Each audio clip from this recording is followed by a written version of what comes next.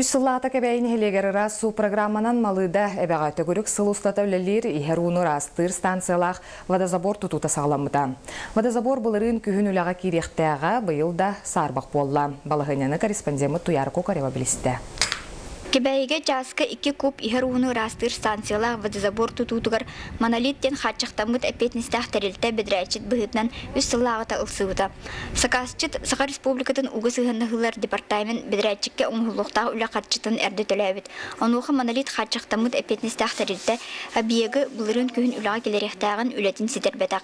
Самай ұлған итағас станцияғынан келбет уны растыр фильтрдар сыға қалды таңылығыттар.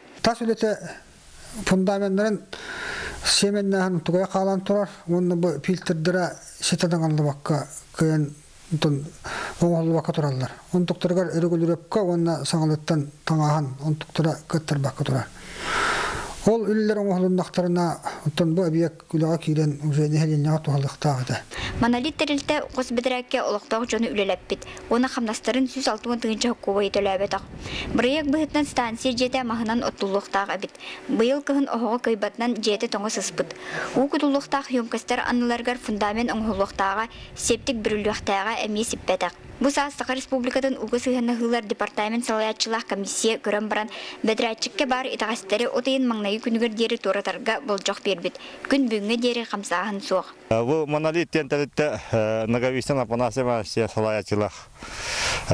Кайбыта конкурска үсүл болду. Бу объект булыгын үлага кийгәктә ата. Оны тон хачыта битан хабыты. Бу туга объектка уже авансандан хачытын бартан себит. Онна дальше тутакка хох.